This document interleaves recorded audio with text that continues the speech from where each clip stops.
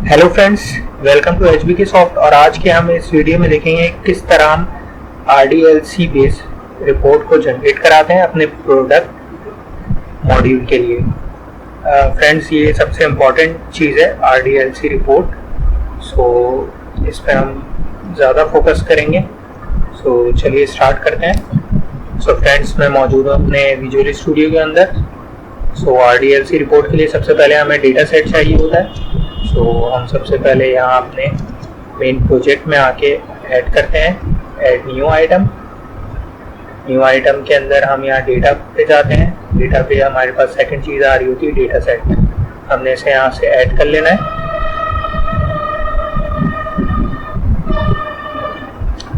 Okay, data set को add करने के बाद यहाँ पर हमने अपने सर्वर एक्सप्लोरर पे आना है एंड देन यहाँ से हम कोई भी कनेक्शन चूज कर सकते हैं। लेकिन क्योंकि हम अपने प्रोजेक्ट में हम इन्वेंट्री मैनेजमेंट वाले उसको यूज़ कर रहे हैं कनेक्शन को, सो हम इसी को सेलेक्ट करते हैं और रिफ्रेश कर देते हैं। रिफ्रेश करने के बाद आप एक चीज़ गौर करिएगा कि यहाँ पर अलग सिंबल बना हुआ आ रहा है और यहाँ पर बाकियों पे क्रॉस आ रहा है। इसका मतलब ये कि बाकी कनेक्टेड नहीं है और इस पे ये प्लग का निशान आ रहा है। इसका मतलब ये कि ये हमारे पास कनेक्टेड है। हमने इस पे डबल क्लिक करना है, टेबल्स पे जाना है। टेबल्स पे जाने के बाद हमें जो सा भी प्रोडक्ट ऐड करना है हमें उसे वो चीज़ उठा के यहाँ रख देनी है। सो हमने इसको जस्ट यहाँ ड्रैग एंड ड्रॉप किया एंड देन हमने क्योंकि प्रोडक्ट के टेबल के लिए बनाना है, सो हमने प्रोडक्ट को जस्ट ड्रैग एंड ड्रॉप किया और उसने यहाँ पर हमें ये चीज़ शो करा दी। ओके, सो हमारे पास डेटा सेट ऐड हो चुका है। अब हम जाते हैं अपनी रिपोर्ट को ऐड करने। सो हम add new item.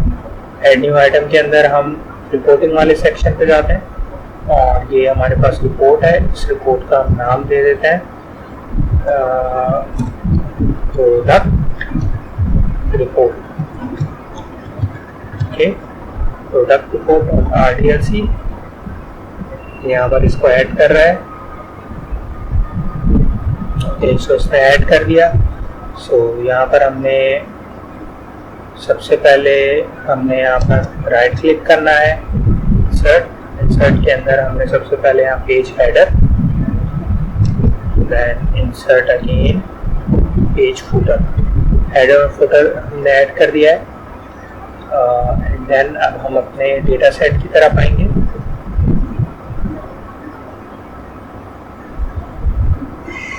Execution time को हम ले लेते हैं यहाँ पर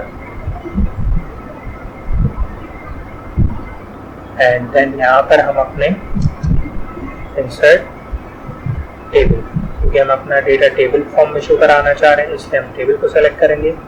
डेटा सेट हमने अपना यहाँ पर डेटा सेट 1 ही रखना है, नाम चेंज भी कर सकते हैं। सोर्स डेटा सेट सोर्स के अंदर हमें ये बताता है कि आपके पास कौन सा डेटा सेट अभी तक मौजूद है। सो हमारे पास डेटा सेट 1 हमने जो क्रिएट किया था, यानी प्रोडक्ट नेम, क्वांटिटी और आईडी, सो वो हमारे पास मौजूद है। Then we should check something.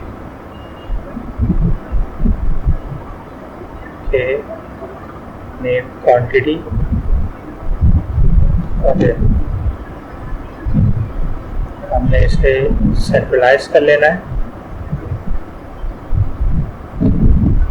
इसे यहाँ से हमने सेंट्रलाइज कर लिया और यहाँ से अब हम अपने डेटा सेट की तरफ आएंगे।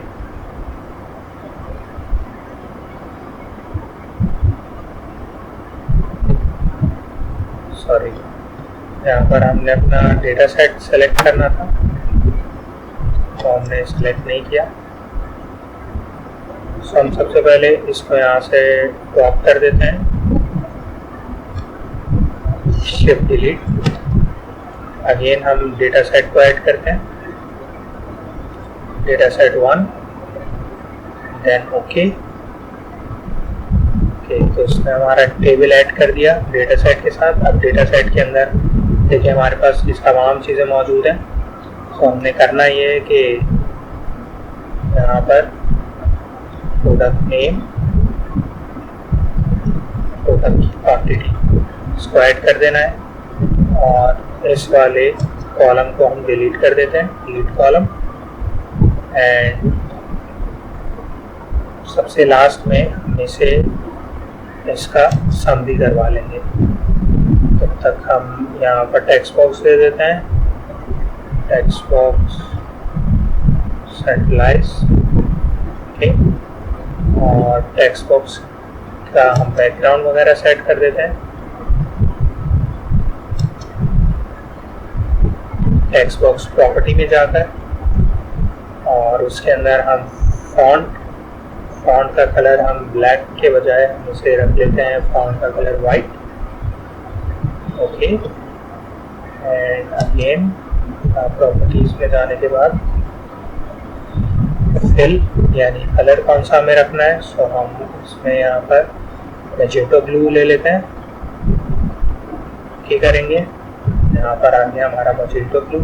यहाँ पर हम अपनी हेडिंग डाल देते हैं, इन्वेंट्री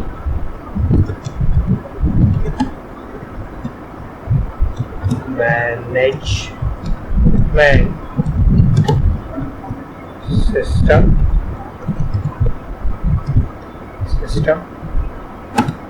और इसमें हमारी रिपोर्ट का नाम क्या है, प्रोडक्ट रिपोर्ट,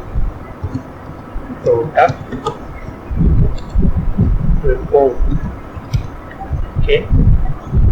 अब इस चीज को हम इसकी टेक्स्ट को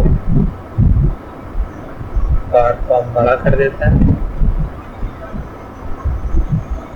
इसको यहाँ से भी हम बड़ा कर देंगे।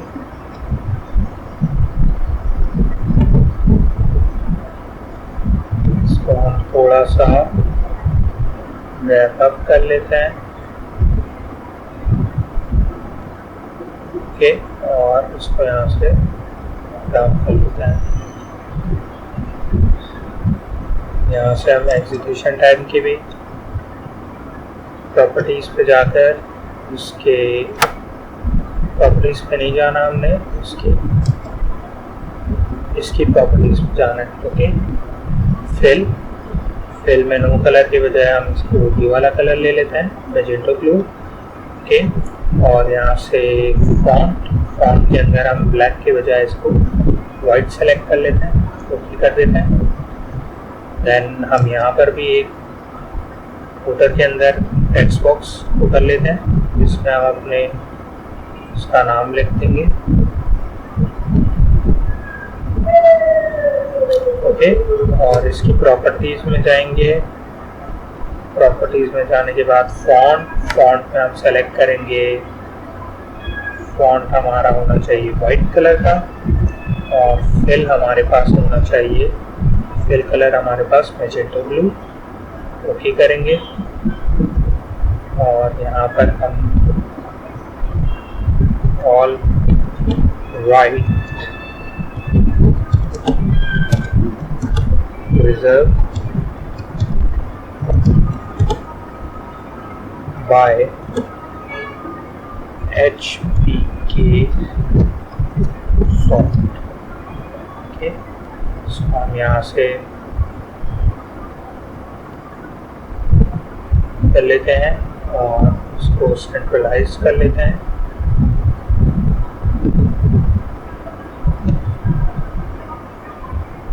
इसके डेटा को हम सेंट्रलाइज कर लेते हैं, ये भी सेंट्रलाइज है। अब इसके प्रॉपर्टीज में जाते हैं एंड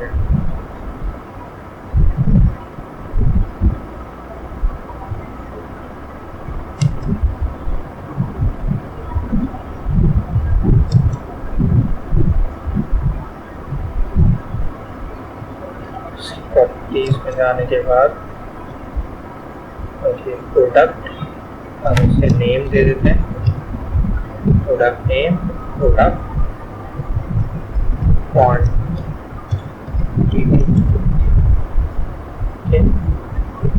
इसको सेलेक्ट करके सेंट्रलाइज कर लेते हैं, इसको भी सिलेक्ट करके सेंट्रलाइज कर देते हैं और इसको हम यहाँ से ओके, यहाँ से अब हम इसे थोड़ा ट्रैक कर लेते हैं।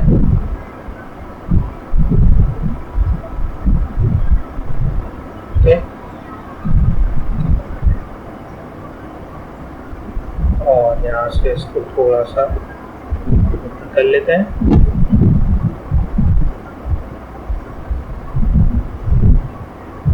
ओके फ्रेंड्स, आप इसे अपने हिसाब से कस्टमाइज कर लीजिएगा जिस तरह आप बेहतर समझें। हमारा इसको समझाने का मेन मकसद है कि हम आपको RDLC रिपोर्ट बता सकें कि किस तरह काम करती है।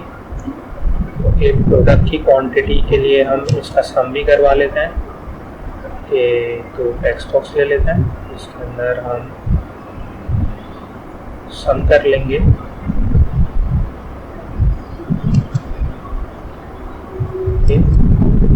इसके सम करने के लिए हम एक्सप्रेशन में जाएंगे। एक्सप्रेशन में जाने के बाद हमने यहाँ पर ऑपरेटर्स में जाना है, अरिथमेटिक्स, या हम पैरामीटर्स में भी जा सकते हैं। अरिथमेटिक को सेलेक्ट कर लेते हैं, ऐड को सेलेक्ट कर लेते हैं। कॉमन फंक्शन में हमारे पास क्या मौजूद है, एग्रीगेट। ओके, हमारा जो सम का फंक्शन है वो हमारे कॉमन फंक्शन में जाने के बाद एग्रीगेट का फंक्शन है, सब फंक्शन, उसमें हमारे पास सम मौजूद है। हम सम को कर लेते हैं। सम के अंदर हम फील्ड का नाम देते हैं, उस फील्ड का नाम हमारे पास है FIELDS fields dot fields marks of exclamation product dot, अच्छा हमारे पास इसका नाम क्या है, प्रोडक्ट अंडरस्कोर क्वांटिटी। ओके, तो ये है product underscore QNTY। Okay, QNTY dot values value. Okay, तो इसने सजेशन हमें दे दी, यहाँ से हम इस चीज़ को हटा देते हैं। यहाँ से हम इसे उल्टी करेंगे तो ये चीज़ हमारे पास फ्रेंड्स आ गई है। थोड़ा सा हम इसे साइड करेंगे, इसकी वैल्यूज को लेकर इसकी वैल्यू को हम सेंट्रलाइज करेंगे। यहाँ एक और टेक्स्ट बॉक्स रखेंगे जिसका नाम हम टोटल दे देंगे।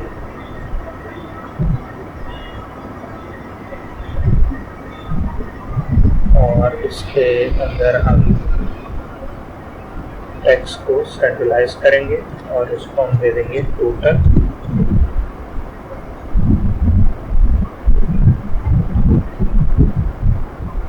तो हम इसे Ctrl+S कर देते हैं। हमारे रिपोर्ट की डिज़ाइनिंग हमारे पास कंप्लीट है। इसकी डिज़ाइनिंग आपको और बेहतर करना चाहें आप और बेहतर कर सकते हैं। सो अब हमने मेन काम अपना करना है और वो है यहाँ से आप हमें जाकर विजुअलिस और वेब को सेलेक्ट करेंगे और एक वेब फॉर्म ले लेते हैं, क्योंकि हमने ये अपनी रिपोर्ट एक AXPX के वेब फॉर्म में दिखानी है। हम इसका नाम प्रोडक्ट रिपोर्ट कर देते हैं .AXPX, देन ऐड करेंगे। इसने इसे यहाँ पर ऐड कर दिया है। और अब हमें करना ये है कि एक और इम्पोर्टेंट चीज़ है, वो है हमारे पास वेब पैकेज। इसके अंदर हम रिपोर्ट के रेफरेंस को ऐड कर लेंगे। हमारे पास रिपोर्ट का अभी हमारे पास रिपोर्ट का हमारे पास रिपोर्ट का रेफरेंस अभी ऐड नहीं है। सो हम इसे यहाँ से रिपोर्ट का रेफरेंस ऐड कर लेते हैं। रिपोर्ट व्यूअर को हम microsoft.reportviewer.common। ओके, और हमारे पास बहुत सारे वर्जन्स मौजूद हैं। हम इसमें से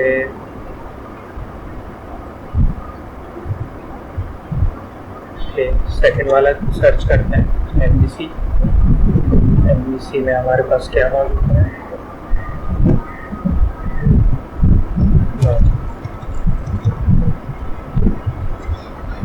रिपोर्ट व्यूअर को ये ऐड कर लेते हैं। दिस 1.2 Microsoft.report.viewer, इसको हम इंस्टॉल कर लेते हैं। ये इसकी डिपेंडेंसी को ऐड कर रहा है, हम इसे ओके कर देते हैं।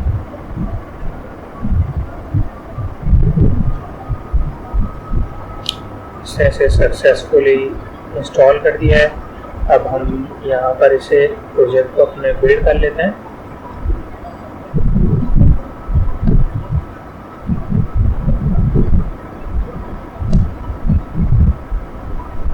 ओके, बिल्ड भी सक्सेसफुल हो चुकी है हमारी।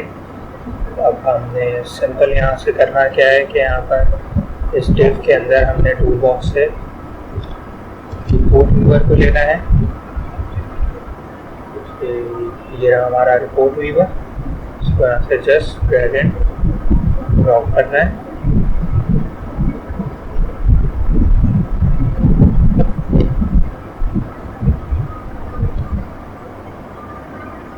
Okay, where it has gone should be X should be there।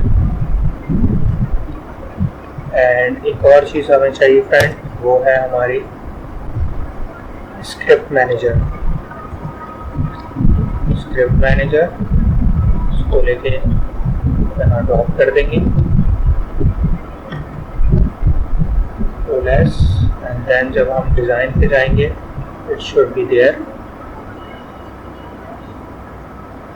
अगर इससे बिल्कुल हमारे पास यहाँ पर ये आ चुका है रिपोर्ट व्यूअर, हमने जस्ट इसको यहाँ से इसकी विड्थ थोड़ी सी बढ़ानी है हमने इसकी विड्थ, और यहाँ से हम अपने रिपोर्ट को बाइंड करेंगे। ये देखिए हमारे पास जो हमने RDLC की रिपोर्ट ली थी वो आ चुकी है। डेटा सोर्स पूछ रहा है, डेटा सोर्स हमारे पास डेटा सेट 1 जो था हमने उसको सेलेक्ट कर लेना है।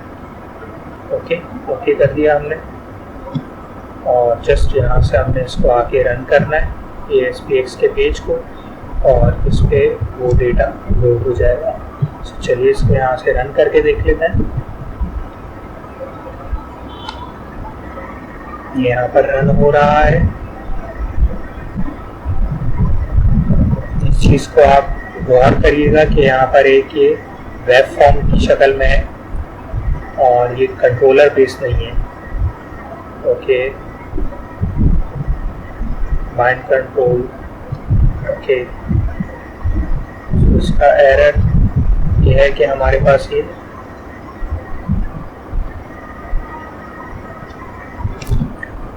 फ्रेंड्स इस एरर को हम सॉर्ट आउट करते हैं। इस एरर के अंदर हमने ये चीज़ देखनी है कि जो हमने अभी न्यूगेट पैकेज से हमने जो रेफरेंस को इंस्टॉल किया था, हमने उसे वहाँ पर जाके रिमूव करना है उस रेफरेंस को। उस रेफरेंस का नाम मैं आपको बता देता हूँ। वो हमारे पास मौजूद होगा रिपोर्ट के सेक्शन में। ओके, ये देखिए, ये मैं आपको दिखा देता हूँ। Microsoft.report.viewer.webform वो यहाँ पर मौजूद होगा इसी नाम से। आपने उसे जस्ट यहाँ से सेलेक्ट करके रिमूव करना है, एंड देन यहाँ पर आपने ऊपर की तरफ आना है, और बजाय इसके कि आप इसे पैकेज न्यूगेट से करें, आप इसे यहाँ पर ऐड रेफरेंस करेंगे। यहाँ पर आप रिपोर्ट लेंगे। रिपोर्ट को जब आप सर्च करेंगे तो आपके पास ये ऑप्शन आ रहे होंगे 12.00 का और 10.00 का। याद रखें हमें वेब फॉर्म ही लेना है। जब हम न्यूगेट पैकेज मैनेजर से करते हैं तो वो हमारे पास 10th और 11th वाले वर्जन को इंस्टॉल कर देते हैं, जबकि हमारा लेटेस्ट वर्जन जो है वो 12.00 पे काम कर रहा है, और हमारी रिपोर्ट जो है वो भी इसी पे काम करती है। सो हमने इसे जस्ट यहाँ पर ऐड करना है। ये मेरे पास ऑलरेडी एडिड है, आपने इसे यहाँ ऐड करना है और ओके करके यहाँ पर सॉल्यूशन को बिल्ड कर देना है। और बिल्ड करने के बाद आपने यहाँ पर जाना है और दोबारा से इस चीज़ को यहाँ से कट करने के बाद दोबारा इस चीज़ को आपने टूल बॉक्स से सेलेक्ट करना है, जो कि मैं बता चुका हूँ रिपोर्ट मूवर के नाम से है ये हमारे पास ये रहा। आपने इसे जस्ट ड्रैग एंड ड्रॉप करना है, ये आ जाएगा। आपने फिर इसकी यहाँ पर दोबारा से चूज रिपोर्ट करनी है जो हमने बनाई थी, डेटा सोर्स हमने बनाया था, ओके कर देना है। ओके करने के बाद जब हम इसे यहाँ से रन करेंगे सो ये हमारे पास रिपोर्ट को लोड कर देगा। सो हम इसे देख लेते हैं एक बार।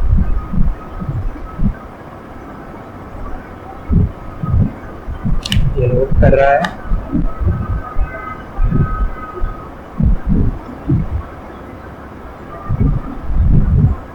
ओके देखिए इसने डेटा को लोड कर दिया।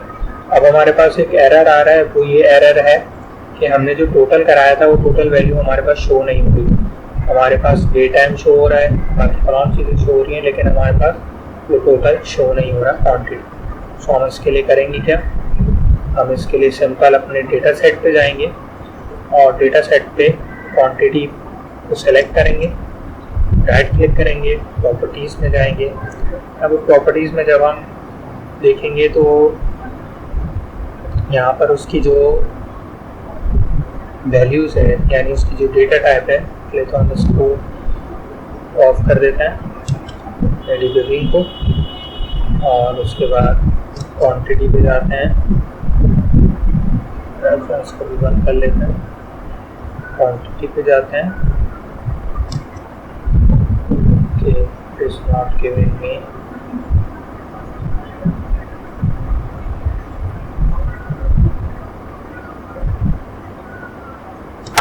डेटा सेट पे जाते हैं और इस क्वांटिटी को हम यहाँ से ओके प्रॉपर्टीज़ में आने के बाद हम अपनी इस क्वांटिटी की डेटा टाइप जो है वो हमारे पास देखें स्ट्रिंग हुआ हुआ। अब स्ट्रिंग पे हमारे पास सम का फंक्शन कॉल नहीं होता, सो हम इसको इंटीजर 32 कर देते हैं, कंट्रोल एस करते हैं एंड देन अपनी हम रिपोर्ट को दोबारा रन करने की कोशिश करते हैं और चेक करते हैं कि क्या वो इसको रन कर रहा है, इसे सम कर रहा है या नहीं। सो अभी हमारे पास ये एरर था। अब यहाँ जो हमारी रन हो रही है उसमें हम देखते हैं क्या ये इसे कर रहा है या नहीं कर रहा। So there we go, okay. So आप यहाँ देख सकते हैं यहाँ पर इसने इसे ऐड कर दिया है और यहाँ पर हम इसे अलग से भी रन करके देख लेते हैं कि जब हमारे पास ये चीज़ कॉल हो रही है यानी यहाँ से ओके इसको यहाँ से हम प्रोडक्ट पे जाते हैं, इसे यहाँ से हम नया प्रोडक्ट ऐड भी करते हैं और फिर इसकी चेंजेस हम यहाँ पर ऑब्जर्व भी करेंगे। ओके अब यहाँ पर न्यू प्रोडक्ट पे आते हैं। न्यू प्रोडक्ट पे हमने प्रोडक्ट नेम iPhone 8 दिया, क्वांटिटी हमने 200 रखी और क्रिएट कर दिया, क्रिएट हो चुका है। अब यहाँ पर आके हम इसे रिफ्रेश करते हैं और चेक करते हैं क्या हमारे पास iPhone 8 आ रहा है। यस हमारे पास iPhone 8 भी मौजूद है। सो हमने इसकी टोटल क्वांटिटी, हमारे पास टोटल कितने प्रोडक्ट हैं वो हमने यहाँ चेक कर ली। आप इस पर और बहुत से फंक्शन अप्लाई कर सकते हैं, इसकी स्टाइलिंग और बेहतर बना सकते हैं। सो आज की वीडियो में इतना ही। आने वाली वीडियोस में हम सेल और परचेज दोनों की रिपोर्ट पे काम करेंगे और उस कुछ नई चेंजेस को अप्लाई करने की कोशिश करेंगे। So keep watching, thank you.